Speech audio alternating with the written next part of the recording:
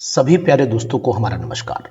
2000 का पेपर ये बहुत ही इंपॉर्टेंट है। सन 2000 में आया हुआ पेपर है। ये आपके सामने हम रख रहे हैं नेक्स्ट क्वेश्चन, जो 53 के तक मैंने करा दिया था। 54 पर हम लोग आ जाते हैं। 54th क्वेश्चन कहता है which constitutes a major impurity in pig iron. आपको पता होना चाहिए कि पिग आयरन में कार्बन की इम्प्योरिटी मानी जाती है, लेकिन यहाँ पर कार्बन का नाम नहीं दिया हुआ, यहाँ ग्रेफाइट का नाम दिया हुआ है। तो आप जानिए कि यहाँ पर आंसर हमें कार्बन मतलब ग्रेफाइट लगाना पड़ेगा, जो बहुत ही अच्छा क्वेश्चन है और घुमा करके क्वेश्चन ने आपके ऊपर तमाचा मारा है। Which will impart colour to an aqua solution. जहां अनपेयर्ड इलेक्ट्रॉन नहीं होंगे तो unpaired electron which will impart colour, तो यहां अनपेयर्ड इलेक्ट्रॉन होंगे वो इम्पार्ट करेगा, तो यहां अनपेयर्ड नहीं है। टाइटेनियम में भी अनपेयर्ड नहीं है, जिंक में भी अनपेयर्ड नहीं है, क्रोमियम इसमें भी अनपेयर्ड नहीं, क्रोमियम बचा, इसमें अनपेयर्ड इलेक्ट्रॉन है। इसका मतलब है कि ये हमें कलर प्रदर्शित करेगा। ठीक है। Type of hybridisation in diborane. Diborane में कौन से टाइप की हाइब्रिडाइजेशन होती है बताइएगा। डाइबोरेन में कौन से टाइप की हाइब्रिडाइजेशन होती है आप हमें बताएंगे। बहुत ही इंपॉर्टेंट है, बहुत ही important, very very important. Diborane में कौन से टाइप की हाइब्रिडाइजेशन होती है, तो अगर आपने बता दिया तो मैं समझ लूंगा कि आपकी तैयारी बहुत ही मस्त चल रही है, बहुत ही मस्त चल रही है। जी बताएं। नहीं पता, चलिए मैं बताता हूं आपको। ठीक है बेटा, कोई बात नहीं। Type of hybridization and diborane. देखिए आपने ये बैच ज्वाइन किया है, इसके लिए आपको तहे दिल से धन्यवाद देता हूं। और ये उद्देश्य बैच जो आपका अपना बैच है, आपने शायद अपना बैच लिया, यस आपने अपना बैच लिया हुआ है, तो आपने कोई बात नहीं, हर बैच में आपको ये सुविधा दी जा रही है कि जितने भी प्रीवियस ईयर के पेपर है सॉल्व करिए। अपना बैच मंथली मोड में भी है और जब चाहे आप इसको लीव कर सकते हैं। एक महीना चलाना, एक महीना चलाइए, बहुत ही सब पूरा सिलेबस दिया हुआ है। Very good, thank you. और क्या कहना चाह रहे हैं? अच्छा अच्छा, ठीक ठीक है। 30 जून तक आप आराम से इस बैच में पढ़िए। Type of hybridisation in diborane. Diborane में कौन से टाइप की हाइब्रिडाइजेशन है, तो आपको पता होना चाहिए डाइबोरेन के अंदर sp3 हाइब्रिडाइजेशन होती है और sp3 का मतलब है कि ये आपका आंसर यहाँ पर आ जाएगा। बहुत ही बेटर। अगर डाइबोरेन की हाइब्रिडाइजेशन निकालना भी चाहो तो आप B2H6 इसे बोलते हैं, B2H6। आप सिंपली देखो, अगर हम लोग BH3 लिखते हैं, BH3, तो आपको ऐसा लगेगा कि इसके अंदर जो हाइब्रिडाइजेशन है वो sp2 है। आपको ऐसा महसूस होगा कि इसके अंदर हाइब्रिडाइजेशन sp2 है, लेकिन ये डाइमर बना लेता है।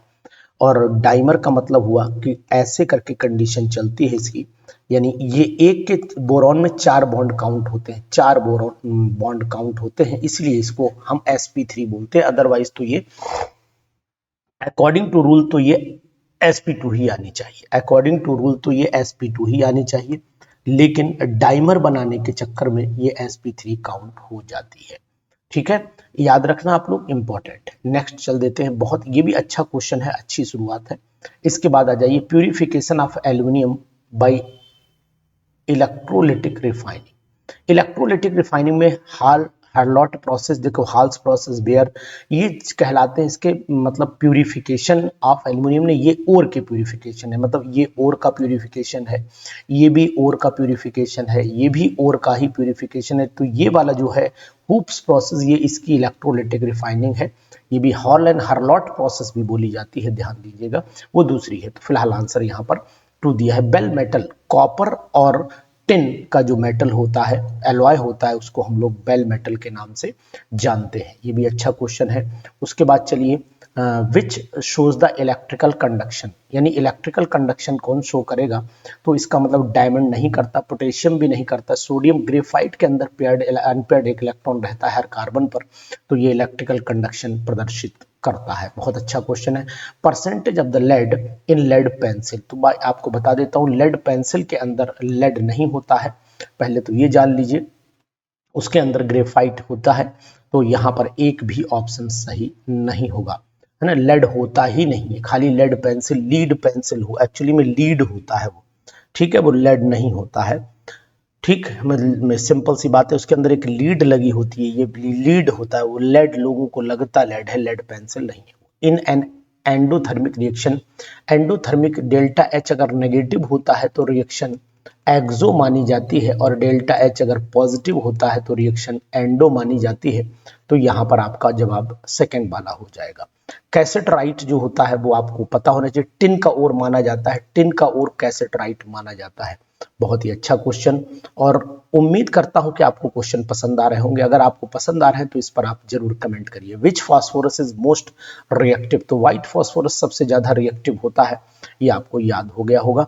तो मैंने आपको इस पर भी जवाब आप दे दिया है। तो भाई साहब, ये बैच अगर आप हमारा ले लेते हो सिलेक्शन, जिन लोगों ने भी आज तक हमारे बैचेस यूज किए हैं सिलेक्शन उनके हो गए हैं, ये बात आप मान लीजिएगा। Which of the following is used in the preparation of the chlorine, जो क्लोरीन की प्रिपरेशन में MnO2 से बनाते हैं। भाई अगर आप यहाँ पर MnO2 ले रहे हैं तो इसके साथ 4HCl की रिएक्शन करा दो, बन जाएगा। केवल KMnO4 नहीं, इसमें H2SO4 डालना पड़ेगा। दोनों अगर डालते हो तो फिर यहाँ पर एक ऑप्शन चल गया है, तो ये अभी संभावना नहीं, तो यहाँ पर आंसर हम एक ही यूज करेंगे, पहला ही बेटर ऑप्शन मानेंगे। Number of the atoms in, अच्छा क्वेश्चन है, इसको भी एक कर लेते हैं। नंबर ऑफ एटम्स जो है 4.4 ग्राम ऑफ अमोनिया, तो आपको पता होना चाहिए अमोनिया का जो वेट है वो 17 ग्राम होता है। 17 ग्राम के अंदर जो एटम्स होंगे तो 3 एटम इसके होंगे, 4 मोल होंगे, यानी 4 इंटू 4 इंटू 6.022 इंटू 10⁻23 ये होगा। और एक में कितना होगा, 17 में इतना, एक में इतना हो जाएगा, इतने बटे 17 हो जाएंगे। देखो आया होगा, देखो है इतने बटे 17 और डिवाइडेड बाई मल्टीप्लाइड बाई 4.2, तो इसका मतलब हुआ कि ये आपका 4.25 डिवाइडेड बाई 17 कर दीजिए, ठीक है। और अगर आप इसको डिवाइड करते हैं और ऊपर भाई ये 4 से मल्टीप्लाई होना ही होना है, तो अगर देखें 4 4 चौक 16, 4 पंजे 20, 4 दूनी 4 पंजे 20, 4 दूनी 8, 2 का 0 हासिल आ गया, 4 चौक 16 17, ठीक है। यानी कि 4 टाइम चला जाएगा ये, तो 1/4 से मल्टीप्लाई इन्होंने कर दिया। तो इसका मतलब वो 17 ग्राम में आपकी ये वैल्यू है, तो 1 ग्राम में क्या आएगी, 4 इंटू 6.022 इंटू 10⁻23 डिवाइडेड बाई 17 आ जाएगी। और जितने में पूछिए 4.2 ग्राम में मल्टीप्लाई करो 4.25 ग्राम, इसको इससे काट दो, 4 बार कट जाएगा, ये 4 कट गया, तो केवल वही आएंगे जो आने चाहिए, 6 इंटू 10⁻23। तो आंसर आपका ये वाला आ जाएगा, है ना। बेहतर क्वेश्चन, क्वेश्चन सभी बेहतर हैं और बहुत अच्छे क्वेश्चन है, ठीक है, बहुत अच्छे क्वेश्चन है। चलिए इसी की सीरीज को हम लोग आगे भी कंटिन्यू कर लेते हैं, जबरदस्त सीरीज चल रही है आपकी। और which of the following sweetest sugar, तो सुक्रोज को सुक्रोज से भी ज्यादा फ्रक्टोज मानी जाती है, ठीक है। स्वीटेस्ट, हाँ इसी से ज्यादा मानी जाएगी। गैमेक्सिन आप एन जो है गामा हेक्सेन जिसे बोलते हैं, BHC भी बोलते हैं, बेंजीन हेक्सा क्लोराइड। फिलहाल बेंजीन हेक्सा क्लोराइड का अगर स्ट्रक्चर आपको पता हो तो फिर मैं आपको बताता हूँ, हर जगह Cl लगा होगा, हर जगह Cl लगा होगा, यहाँ पर भी, यहाँ पर भी, तो ये सब जगह Cl लगा दीजिए, बेंजीन हेक्सा क्लोराइड बन जाए, अंदर बॉन्ड नहीं बनेंगे, और इसको C6H6 और Cl6 के नाम से भी जाना जाता है, ठीक है। समझ रहे हैं बात को, बहुत ही बेहतर क्वेश्चन, उम्मीद से ज्यादा अच्छा क्वेश्चन लगा मुझे।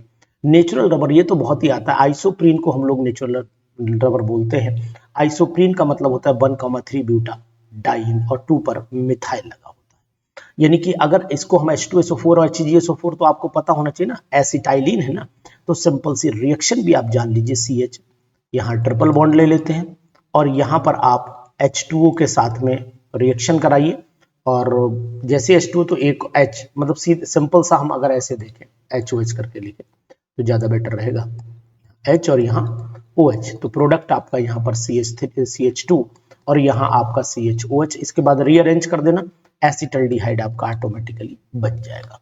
बेहतरीन क्वेश्चन है, शुरुआत जबरदस्त है, और आप चाहते हैं कि अगर तैयारी आपकी भरपूर चलती रहे तो ये हमारे साथ जरूर जुड़िए। आप उन चैनलों से बचे रहिए जो आपका मनोबल तोड़ते हैं।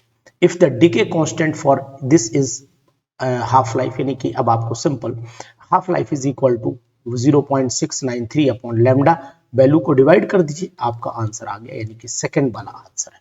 हमने टाइम की बचत के लिए ये सॉल्ट पेपर का प्रयोग किया है। In Friedel Crafts alkylation AlCl3 the other reactant, तो AlCl3 अगर यूज करते हैं तो अदर रिएक्टेंट आप यहाँ पर यूज कर सकते हैं। देखो ये नहीं हो सकता है, ये भी नहीं हो सकता है, एसाइलेशन है ये, तो एक ही बचा हमारे पास थर्ड वाला ऑप्शन। तो 85 क्वेश्चंस आया करते थे उस समय, लेकिन हमने कुछ मॉडल पेपर में दूसरे मॉडल पेपर के भी कॉपी किए हैं, तो आपका बेनिफिट जरूर होगा इस पेपर में। तो फिलहाल इसी तरीके से 2001 भी 2002 में इसके बाद पेपर आया था, एक में नहीं हुआ था, 2000 के बाद सीधा 2002 में पेपर हुआ था, वो पेपर भी मैं आपका सॉल्व करवाऊंगा। Amides can be converted into amines by Hofmann's bromamide reaction. आपको पता ही होना चाहिए कि कार्बन को डिक्रीज करने की सबसे बेस्ट मेथड ये मानी जाती है। ठीक है, 73। आप फालतू टाइम इधर उधर बर्बाद ना करिए, हमारे चैनल को सब्सक्राइब करिए, और सब जो इस समय जिनको समझ में नहीं आ रहा है कि पीजीटी होता क्या है, आज वो भी चैनल पर वीडियो बना रहे हैं, तो ऐसे लोगों से सावधान रहिए। R and S enantiomers of optically active compound differ in R and S enantiomers of an optically active compound. The optical rotation of plane polarized light ही इसको बताएगी, ध्यान दीजिएगा। तो इसका मतलब है कि ये क्वेश्चन हमारे लिए बहुत ही इंपॉर्टेंट है, इसको आप जरूर कर लीजिएगा। इसी के आगे नेक्स्ट क्वेश्चन क्या है, पढ़ लेते हैं। Butane exist cis trans isomerism क्यों होते हैं? देखो किस कार्बन पर है, आपको ब्यूटेन का स्ट्रक्चर जैसे ये पता ही है, यहाँ पर बना हुआ है, और ब्यूटेन में आपको देखना है कि ये अपोजिट ग्रुप ये सेम साइड में हो जा रहा है तो सिस हो जा रहा है, और ये अपोजिट साइड में हो जा रहा है तो ये ट्रांस हो जा रहा है। तो इसका मतलब है कि कार्बन नंबर जो है वो रोटेशन नहीं होगा, रोटेशन तो होता ही नहीं है, रेस्ट्रिक्टेड रोटेशन है कार्बन डबल बॉन्ड की वजह से, इसलिए यहाँ पर ऑप्शन ये आपका सही आएगा। बहुत ही बेहतर क्वेश्चन, इंपॉर्टेंट क्वेश्चन है। ठीक है, the treatment of an ester due to LiAlH4 followed by acid hydrolysis produces. देखो यहाँ पर क्या है, the treatment of an ester with LiAlH4 following by acid hydrolysis. तो अगर द ट्रीटमेंट ऑफ एस्टर है यानी कि RCOR ले लें, ठीक, तो यानी कहने का तात्पर्य कि हम इसका रिडक्शन कराएं, और जैसे ही रिडक्शन कराएंगे तो या रिएक्शन यहाँ लिखी हुई है RCOR और LiLH4 से, तो अल्कोहल मिलता है, और अल्कोहल जब यहाँ मिलेगा तो दो कैटेगरी के अल्कोहल मिलेंगे, तो यानी RCH2OH मिलेगा और साथ में ROH, यानी सिंपल सी बात है कि दो दो चार नेसेंट हाइड्रोजन इसमें ऐड हो जाएंगे, तभी हमें ये प्रोडक्ट मिल जाएगा। तो दो अल्कोहल मिलेंगे, दोनों डिफरेंट होंगे, ये अल्कोहल अलग होगा, ये अल्कोहल अलग होगा। तो यहाँ पर 2 एसिड 2 एल्डिहाइड 2 अल्कोहल मिलेंगे, लेकिन हाँ ठीक, दोनों डिफरेंट होंगे, ये नहीं लिखा है, अगर लिखा होता तो फिर ऑप्शन उसी को हम सही मानते। Which of the following is not true. तो यानी बॉन्ड एनर्जी जो होती है वो आपको फ्लोरीन की कम हो जाती है ब्रोमीन से, इसका मतलब नॉट ट्रू में आपका ये हो जाता है। ध्यान दो, क्लोरीन की जो है बॉन्ड एनर्जी फ्लोरीन से ज्यादा होती है, ये ऑप्शन कायदे में ऐसे आना चाहिए था, ये ऐसे आना चाहिए। तो चौथा ऑप्शन हमारा जो है वो ट्रू नहीं है, गलत ऑप्शन है। नेक्स्ट क्वेश्चन पर चले आते हैं। नेक्स्ट क्वेश्चन कह रहा है, क्या कह रहा है, चलिए आगे चल लेते हैं। क्वेश्चन अच्छे हैं और मैं साथियों से यही कहूंगा कि इन क्वेश्चंस को आप जरूर करिए। तो एक स्लॉट हमारा खत्म हो गया, अगला स्लॉट हमारा चलेगा। D2O मेनली जो है वो कहाँ यूज किया जाता है, हैवी वाटर है, न्यूक्लियर रिएक्टर में प्रयोग होता है, सबको पता है। ओलियम को हम लोग फ्यूमिंग सल्फ्यूरिक एसिड कहते हैं। ओलियम मतलब अगर आप जानते हैं तो H2SO7 कहते हैं, और हम लोग इसे जरूर इंपॉर्टेंट क्वेश्चन की कैटेगरी में लाएंगे। ठीक है, उसके बाद 79 पर चलते हैं। Glass is soluble in, glass किसमें, तो HF से रिएक्शन कर लेता है, इसीलिए मतलब फ्लोरोसिलिकेट बना लेता है। फ्लोरोसिलिकेट बनाने के कारण ही जो है वो ये क्या कहलाता है, ये आपका मतलब घुल जाता है, रिएक्शन कर लेता है। और कभी कभी ये भी कहते हैं, क्वेश्चन बनता है कि HF को ग्लास बोतल में नहीं रखना चाहिए। ठीक है, white phosphorus react with caustic soda and PH3, तो आपको पता होना चाहिए रिएक्शन 11th क्लास की NCERT में दे रखी है, 11th NCERT में 12th में भी दे रखी है, दोनों में दे रखी है। NCERT का क्वेश्चन कहते हैं इसे हम लोग, इसे NCERT का MCQ माना जाता है, बहुत ही इंपॉर्टेंट, वेरी वेरी इंपॉर्टेंट। तो आप इसे भी जरूर सॉल्व कर लीजिए और हमारे चैनल पर लगातार बने रहिए। ठीक है, the ionisation constant of the phenol is higher than ethanol because, ionisation constant जो है फिनॉल का ज्यादा होता है इथेनॉल के, क्योंकि वहां पर आपको देखा होगा फिनॉक्साइड आयन स्टेबलाइज हो जाता है, रेजोनेंस बना लेता है। तो इसका मतलब फोर्थ ऑप्शन हमारा अच्छा आंसर है हमारा, बहुत अच्छा क्वेश्चन भी है। उसके बाद क्वेश्चन नंबर नेक्स्ट पर चले आते हैं। Which one of the following give the positive test. Fehling जो है वो ग्लूकोज का टॉलेंस और फेहलिंग दोनों ही देता है, रिड्यूस कर देता है, रिड्यूसिंग शुगर मानी जाती है ये। Which of the following organometallic compound sigma pi bond किसमें हैज होना चाहिए, सिग्मा और पाई दोनों होना चाहिए, तो इसमें केवल पाई है, और अगर आप देखेंगे तो इसमें भी केवल पाई है, इसके अंदर सिग्मा भी है और यहाँ इसकी वजह से कार्बोनिल की वजह से पाई भी है, तो यहाँ पर भी केवल पाई है। सिस्प्लेटिन के नाम से इसे ऊपर वाले को जानते हैं। ये आपका जो है वो टेट्रामिथाइल आयरन कहलाता है, और ये जो स्ट्रक्चर है वो एजाइड का है, पेंटा डाई एजाइड का स्ट्रक्चर है, तो आप इसे फिलहाल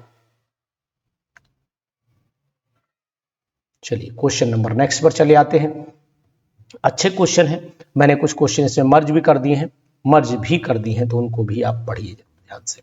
which of the following is correct, इसमें से करेक्ट कौन सा है, तो on reduction of any aldehyde give the secondary, नहीं ऐसा नहीं, सेकेंडरी हमेशा कीटोन देता है रिडक्शन पर। Reaction of the vegetable oil with H2SO4 give glycerine, नहीं ऐसा भी नहीं है। तो यहाँ पर वेजिटेबल ऑयल का अगर H2SO4 कराएंगे ग्लिसरीन नहीं मिलेगा, वहाँ पर हमें एस्टरिफिकेशन कराना पड़ता है, जो एस्टर होता है उसका हाइड्रोलिसिस कराना पड़ता है NaOH के साथ में। Alcohol iodine with NaOH give iodoform, alcohol और आयोडीन दोनों रिएक्शन करते हैं तो आयोडोफॉर्म मिलता है, लेकिन एल्कोहलिक आयोडीन विद NaOH ये हमारा ऐसे बोले कि आयोडोफॉर्म का रिएजेंट बनाता है ये एल्कोहलिक आयोडीन, ठीक है। आयोडीन में एल्कोहल बनाओगे तो आपको रिएक्शन भी पता होगी, आयोडोफॉर्म येलो कलर का बनता है जिसमें CH3CHOH ग्रुप होता है, वही ये रिएक्शन देता है, ऐसा भी आपने पढ़ रखा है। इसके बाद आ जाइए 85 पर, ये 3A से B बना, the rate of reaction is equal to, आपको पता होना चाहिए इसका अगर रेट ऑफ रिएक्शन तो इसका 3/2 हो जाएगा, तो यानी कहने का तात्पर्य है, यानी अगर हमने निकाला है तो ये 1/2 यहाँ पर dB हो जाएगा, dB/dt इज इक्वल टू हो जाएगा 1/2 dB/dt इज इक्वल टू हो जाएगा आपका यहाँ पर माइनस का 1/3 dA/dt हो जाएगा, ठीक है।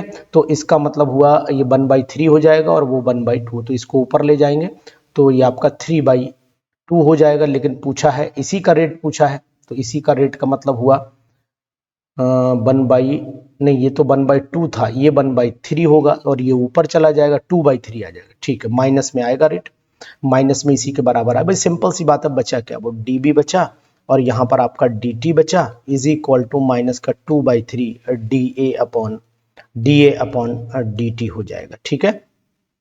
चलिए कर लीजिएगा इस क्वेश्चन को भी। इसके बाद आ जाता है an element has the electronic configuration 1s2 2s2 2p6 3s2 3p6 3d3 और 4s2 it will represent the group. तो आपको ग्रुप का पता करना है तो लास्ट के इलेक्ट्रॉन जोड़ लीजिए। पहले बात तो ये कॉन्फ़िगरेशन जो आपको दिया गया है 3 2 5 यहीं वाले लास्ट वाले जोड़े जाते हैं तो फिफ्थ ग्रुप यहाँ पर हो जाएगा। बहुत अच्छा क्वेश्चन है, एक एक क्वेश्चन चुना हुआ है। Van der Waals real gas act as a ideal gas, इसको वेंडर वॉल गैस है वो रियल गैस की तरह काउंट करती है, लेकिन जब ये आइडियल मानी जाएगी तो हाई टेम्परेचर लो प्रेशर पर ये मानी जाती है, तो ध्यान दीजिएगा आइडियल की तरह बिहेव करने लगती है। Which of the following gives H2O2 on oxidation, oxidation पर H2O2 कौन बनाएगा। Which of the following gives H2O2 on oxidation, तो आपको 2 इथाइल एंथ्राक्विनोल की रिएक्शन मैंने आपको पढ़ाई है, यही हाइड्रोजन पर ऑक्साइड भी बनाता है ऑक्सीडेशन करने पर, ठीक है।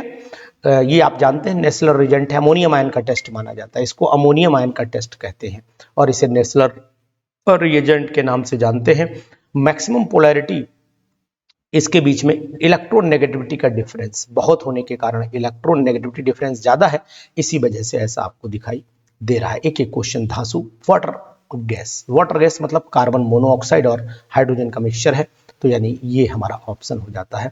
तो वाटर गैस H2 और CO होती है, ध्यान दीजिए। कोल गैस H2CO और CH4 होती है। प्रोड्यूसर गैस H2 और N2 और CO होती है।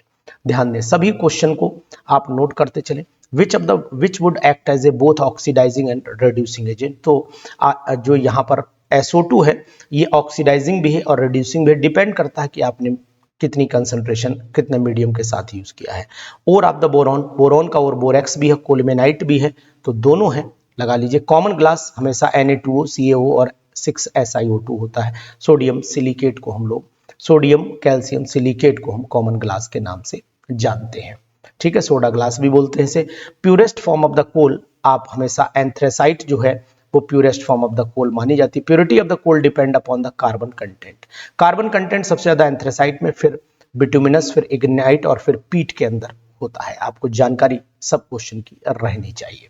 The noble gas used for the treatment of the cancer, radon को यूज करते हैं। चले जाइए डीआरडीओ में, वहां इसका बहुत प्रयोग होता है और इस पर क्वेश्चन भी अच्छे खासे बन जाते हैं। डीआरडीओ का एग्जाम अगर आपने दिया है तो वहां पर इन क्वेश्चंस की भरमार रहती है, ठीक है ना। इसके बाद the radio active noble gas, अच्छा हो गया वो, विच लिगेंड इज बाइडेंटेड, तो बाइडेंट ये हेक्सा है, pyridine bidentate ligand, pyridine P by, और ये पी बाई भी बाइडेंटेड, एसीटेटाइन, ये दोनों ही, अगर हम पायराडीन नहीं, पायराडीन सिंगल होता है, सॉरी पायराडीन मोनोडेंटेड है, और जो पायराडीन जो होता है पी बाई डायरेक्ट एक ही जुड़ता है, सॉरी ईएन जुड़ता है, इथाइलिन डाई, फोर्थ वाले पर चले जाइए। बहुत ही अच्छे क्वेश्चन है भाई साहब। और बच्चों आपको समझ में आ रहे हैं, सभी आ रहे हैं ना, ठीक, शाबाश, वेरी गुड। और जी आपको आसिफ भाई समझ में आ रहे हैं, ठीक है, वेरी गुड, गुड। और मनु आपको समझ में आ रहा है, ठीक। Acetaldehyde on oxidation gives, acetaldehyde on oxidation gives, तो ऑक्सीडेशन पर एल्डिहाइड हमेशा कार्बोक्सिलिक एसिड का निर्माण करते हैं जी, कार्बोक्सिलिक एसिड का निर्माण करते हैं जी।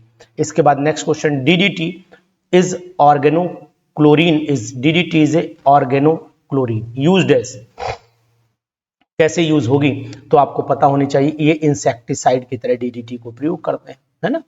The reaction of toluene with chlorine in the presence of FeCl3, अगर FeCl3 के प्रेजेंस में हम लोग ट्रीटमेंट करेंगे तो आपको पता होना चाहिए क्या प्रोडक्ट बनेगा।